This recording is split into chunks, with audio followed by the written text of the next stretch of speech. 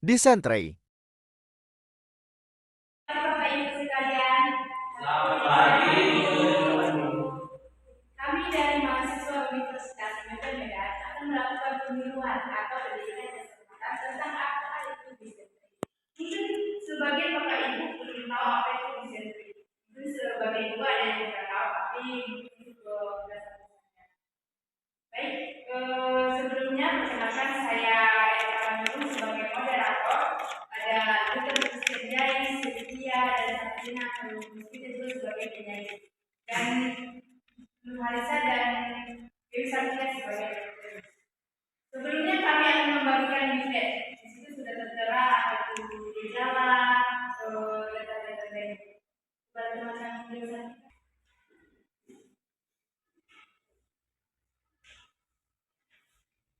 Kami meminta ketersediaan waktu Bapak Ibu sekalian beberapa menit ke depan untuk menjelaskan penggunaan kami. Kemudian pada penyaji satu kami persilakan akan menjelaskan sedikit tentang disentri. Bapak dan Ibu apakah sudah tahu apa itu disentri? Belum. Baik, di sini saya akan akan menjelaskan sedikit tentang disentri. Disentri ini seringkali disamakan atau disamakan dengan diare. Padahal disentri dengan diare itu sangat berbeda. Kalau diare itu adalah yang feses mengeluarkan lendir, sedangkan disentri ini peradangan pada usus, terutama pada usus besar. Dan pada saat BAB akan mengeluarkan darah. Dan disentri ini selalu dianggap sepele karena selalu dianggap sepele. Padahal itu akan berakibat fatal kalau terlalu lama dibiarkan. Di sini disentri merupakan tipe diare yang berbahaya dan seringkali menyebabkan kematian. Dibandingkan dengan tipe diare akut. Terus penyakit ini disebabkan oleh bakteri disentri baciller dan amoeba. Disentri juga karena gangguan pencernaan yang ditandai dengan diare disertai lendir. Kondisi ini umumnya berlangsung selama 3 sampai 7 hari, disertai dengan kram perut, mual, dan muntah serta demam. Selanjutnya penyebab disentri. Penyebab disentri ini terbagi menjadi dua, yaitu disentri baciller dan stilosis. Terjadi ketika tubuh terinfeksi oleh bakteri. Terjadi ketika terinfeksi Entamoeba histolytica, yaitu ameba yang banyak ditemukan di daerah tropis. Penyebab yang paling utama itu karena tidak mencuci tangan setelah menggunakan toilet umum dan tidak mencuci tangan sebelum makan. Penyebab yang paling utama yang terjadi karena disentri ini karena kurangnya menjaga kebersihan.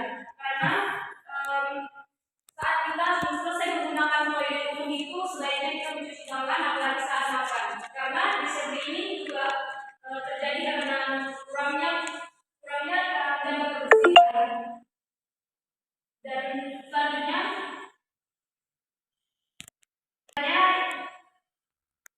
tanda dan gejala disentri. Tanda dan gejala disentri akan dijelaskan oleh teman kami Dewi Satika. Saya akan melanjutkan yaitu tanda dan gejala disentri. Yang pertama yaitu diare yang seringkali disertai darah atau lendir. Yang kedua demam yang suhunya di atas 30 derajat. Yang ketiga ada mual, muntah, kram perut, dan juga bisa terjadi dehidrasi, penurunan berat badan. Yang kedua yaitu gejala. Gejala disentri biasanya mulai muncul dari 1 atau 2 hari setelah Anda terinfeksi bakteri. Sementara penyakit ini biasanya berlangsung selama 5 sampai 7 hari. Adapun gejala klinis disentri antara lain yaitu yang pertama, buang air besar dengan tinta yang berdarah. Yang kedua, diare encer dengan volume yang sedikit. Yang ketiga, buang air besar dengan tinta bercampur lendir. Yang keempat yaitu nyeri saat buang air besar. Adapun ciri-ciri yang terkena disentri yang akan dilanjutkan oleh teman saya. Di sini saya akan melanjutkan oleh teman saya tadi ciri-ciri terkena disentri. Yang pertama itu ada panas tinggi 39 sampai 50 derajat Celcius sampai 40 derajat Celcius, apelaksis. Yang kedua adalah muntah-muntah yang sakit kram di perut dan sakit di alis saat diare. Yang keempat itu kadang disertai gejala serupa ensefalitas dan sepsis. Yang kelima, diare disertai darah dan lendir dalam ginjal. Yang keenam, ada frekuensi BAB umumnya lebih sedikit, dan yang ketujuh, sakit perut pencegahan selanjutnya akan menunjukkan wacana kami.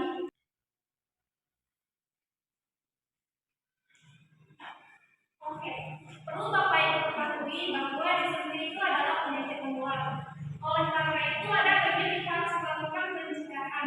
Pencegahan yang paling utama untuk mencegah terjadinya disentri ini adalah dengan menjaga kebersihan tubuh. Yaitu misalnya seperti dengan mencuci tangan sebelum dan setelah melakukan aktivitas. Yang kedua itu menjaga kebersihan peralatan makanan, terutama peralatan makanan yang Anda gunakan setiap hari.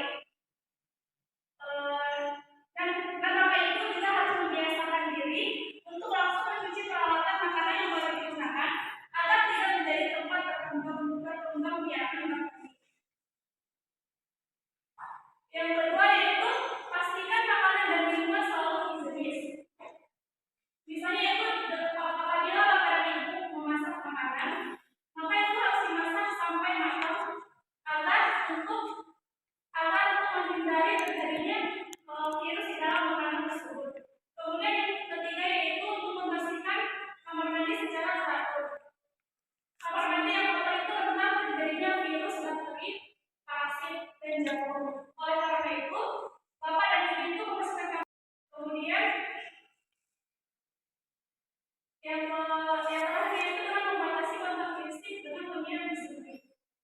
Bila anggota keluarga Bapak dan Ibu itu terkena disentri, maka Bapak dan Ibu harus membatasi kontak fisik dengan orang tersebut. Sebab penyebab disentri dapat menyebar melalui pakaian, peralatan makan, air minum, dan feses. Kemudian pengobatan disentri itu akan dilakukan oleh dokter kami. Dari penjelasan teman-teman saya menjadi bahwa mengerti ya dari penjelasannya. Sekarang saya akan menjelaskan bagaimana pengobatan atau dari itu mengidap penyakit disentri. Nah, pengobatan disentri itu pertama itu dilakukan pemberian obat antibiotik. Obat antibiotik ini biasanya diberikan dokter setelah mengetahui hasil tes laboratorium.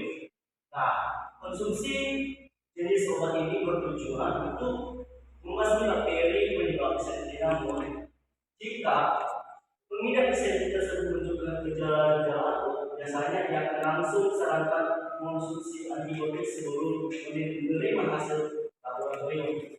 Karena konsumsi obat untuk meringankan gejala daripada disentri bukan hanya obat disentri saja, termasuk bakteri yang penting bagi para pengidapnya.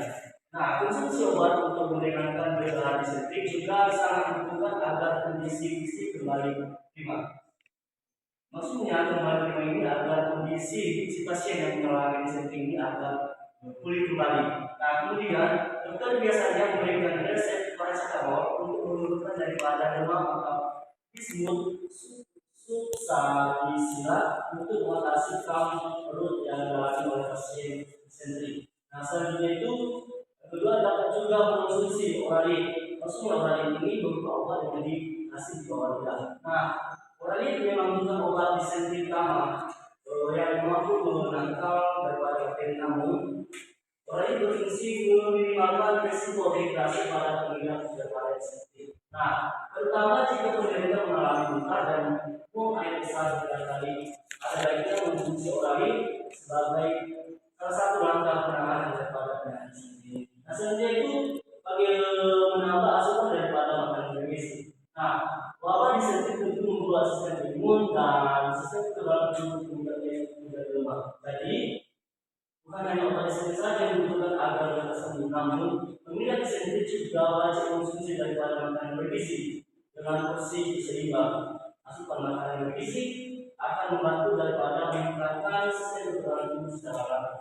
Dengan begitu, para pengidap daripada disentri ini lebih cepat sembuh dan terbebas dari kontaminasi bakteri. Nah, itulah penjelasan ke saya bagaimana pengobatan apabila pasien atau masyarakat terkena daripada disentri ini. Nah, sebelum dari kami kembali kepada moderator. Kepada teman-teman kami yang sudah menjelaskan tentang ini. Mungkin ada Bapak Ibu sekalian yang belum kurang puas tentang kami atau yang mau bertanya tentang baik, Bapak Ibu, perkenalkan saya Nurul Sanjina. Jadi di sini saya ingin bertanya kepada Bapak Ibu yang menonton ini, kan saya memiliki anak. Jadi anak saya itu sepertinya terkena disentri, tapi saya tidak tahu. Jadi saya memberikannya daun pucuk jambu. Apakah itu efisiensi dengan saya memberikan itu? Soalnya ketika saya berikan, diare anak saya itu berhenti, Bu. Apakah itu ada efek sampingnya? Baik, karena saya Bu, saat saya salah satu masyarakat di lingkungan umum ini. Jadi yang menjadi pertanyaan saya, apa yang dapat dilakukan untuk mencegah penyebaran disentri ini di lingkungan sehari-hari, terutama berhubungan dengan kebersihan dan pola makan masyarakat yang umum? Terima kasih untuk pertanyaannya dan kita akan menjawab. Pertanyaan daripada Bapak Henry kita, mana tadi pertanyaannya itu apa yang dapat dilakukan untuk mencegah daripada penyebaran disentri di lingkungan sehari-hari, terutama ketika berhubungan dengan kebersihan dan pola makan. Dan Bapak pertanyaan.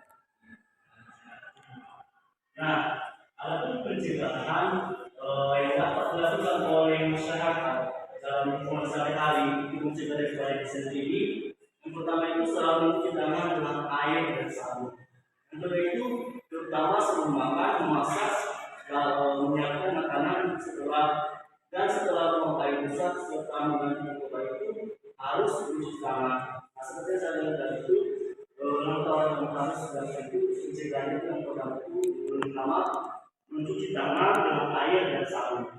Nah, ada pun juga dapat dilakukan itu hindari es batu yang dijual sembarangan, dikarenakan kemungkinan es batu yang akan kita beli itu sudah terkontaminasi kuman atau bakteri daripada si penjual. Nah, hindari juga menggunakan seperti alat-alat yang sering digunakan oleh masyarakat ataupun dalam keluarga kita. Contohnya hal-hal yang sering kita pakai sehari-hari itu seperti handuk ataupun juga alat-alat makan. Nah, kita kemungkinan tidak tahu kemungkinan besar di alat yang kita gunakan yang telah dipakai rumah kita atau lingkungan kita itu sudah terkontaminasi bakteri. Nah, itulah yang dapat kita lakukan terhadap pencegahan untuk penyakit sendiri. Terima kasih. Bagaimana Bapak Troy penjelasan dari teman kami?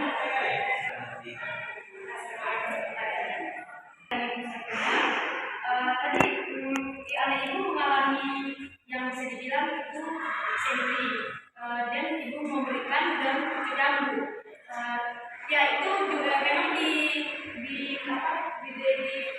masyarakat awam memang sering digunakan oleh masyarakat awam dan pucuk jambu untuk menyembuhkan diare dan disentri juga, karena kan disentri dengan diare ini juga bersama, tapi lebih disentri ini lebih parah daripada disentri daripada diare ini. Dan itu sudah dilakukan oleh penelitian, dan pucuk jambu itu memang bisa digunakan untuk penyembuhan diare, dan khasiat dari jambu ini juga banyak karena disebut juga bisa meredakan disentri ini karena banyak mengandung antioksidan, dan pucuk jambu ini juga memiliki reputasi dalam pengobatan di beberapa budaya tradisional sebagai obat dalam untuk masalah pencernaan, termasuk disentri ini. Beberapa penelitian menunjukkan bahwa ekstrak daun jambu memiliki sifat antimikroba yang dapat membantu melawan bakteri. Namun penting juga untuk diingatkan bahwa secara medis atau profesional harus dicari untuk pengobatan disentri ini. Pucuk dan jambu mungkin dapat menjadi bagian dari pendekatan holistik untuk kesehatan, tapi tidak menggantikan perawatan medis.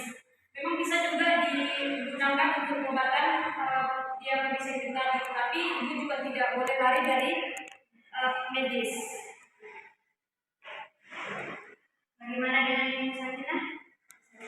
Baik. saya terima kasih untuk menjadi kunjungan kami. Terima kasih atas ketersediaan waktu dari Bapak Ibu. Kami ucapkan terima kasih.